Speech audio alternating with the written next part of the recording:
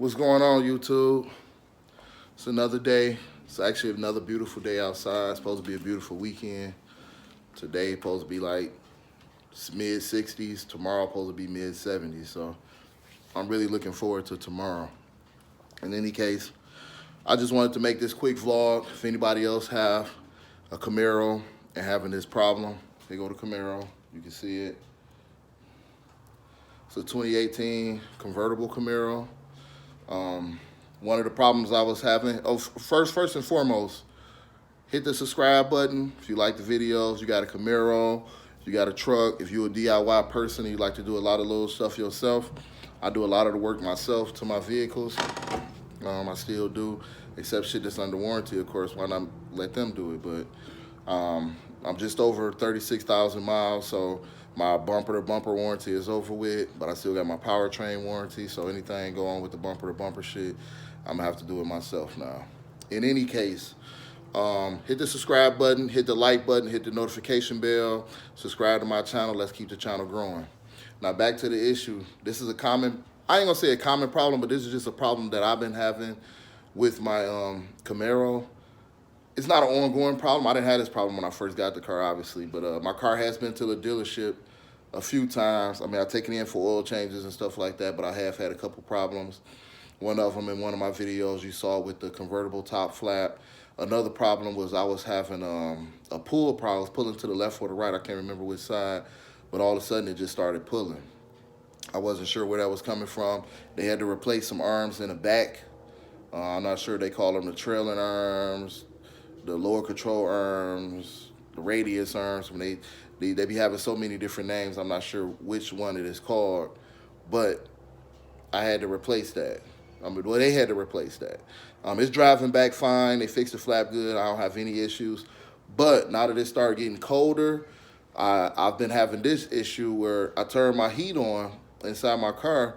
Now, normally if I leave it like on 72, you know, just to be just warm enough, because it's a small car on the inside, so it heats up extremely fast. Like, I'll be in there sweating if I had to heat up too high, especially while you're driving. It don't take no time to heat up the inside.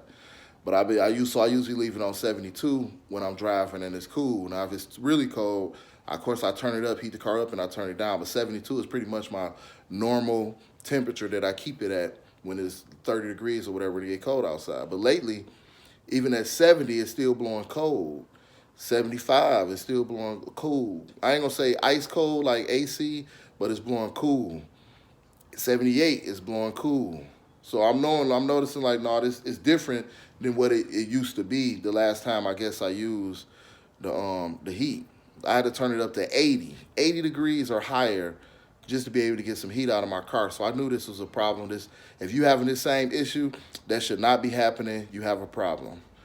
Now it's an easy fix problem. I hope it ain't leading to a bigger problem. If it does, I mean, powertrain under warranty, I take the shit in, they gotta fix it, you know.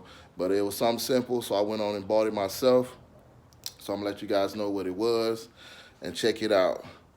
If you're having this same problem, if you turning your heat on and your heat only work on high temperatures, and we all know these cars get hot. You know, that's why they got all these extra radiators on here. This car got 3 radiators.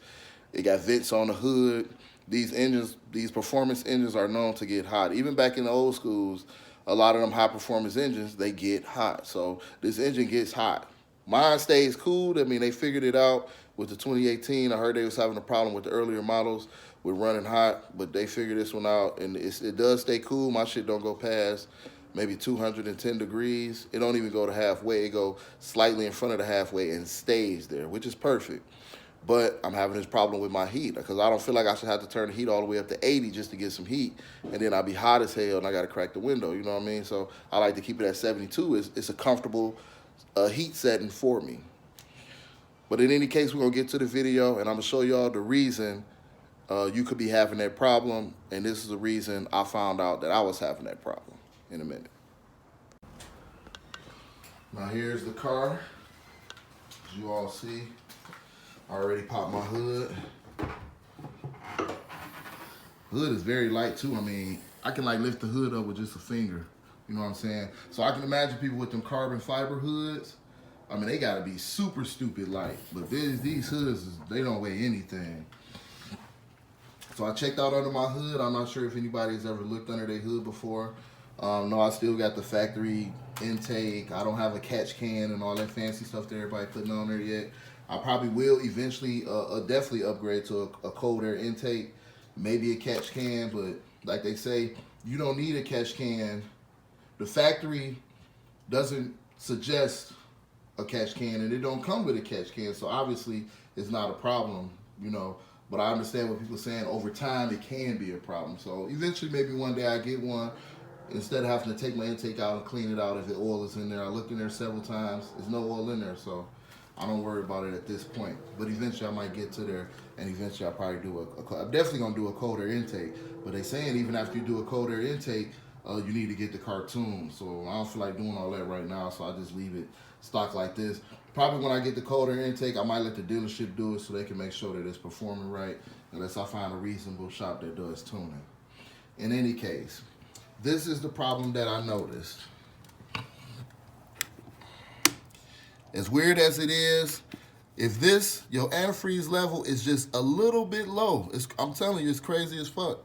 It's crazy. But if your antifreeze level is just a little bit low, just a little bit, and as you can see, it's very little bit low. It's still some in there, but it should be up to here. So it's that much low at cold. You can't really see it over here, but right there, in fact, let me zoom in, you might can see it. See how I say coolant, and they got the arrow pointing at this line, and you can see it's way down there, so it's low. Now when these cars, newer cars get low, not just newer cars, but even slightly older cars, not like the 90s or nothing like that, because the heat is still working those. But I know from, let's say maybe 09 and up, or 2010 and up, all GMs that I've known, if they get a little bit low like that, your heat will not work at the correct temperatures. So once I fill that up, I went on ahead and bought some antifreeze. I only got the 50-50 mix because I don't need a whole bottle. It's only needing this little bit. It take Dexcool, if anybody doesn't know. That is Dexcool antifreeze in there. I'm gonna top it all the way off. I didn't want to drive it because I wanted it to be at cold temperature still. So I drove my truck to go get it. I wanted it to be at cold temperature still, so I'm gonna top it all the way up to full, and then my heater's gonna start back working. And like I said, that this is a common problem if your heat is running slightly low, or your heat is not working except when you turn it all the way on high, because naturally it shouldn't work like that, right? 72, you still be getting some heat. So I just wanted to make this quick video to let everybody know what I did to solve that problem. But that is a common problem. If you're having that problem, that right there is the solution. Top it off, throw the rest over on the shelf. If you have one in your garage, top it off, throw the rest on the shelf, and you're good to go.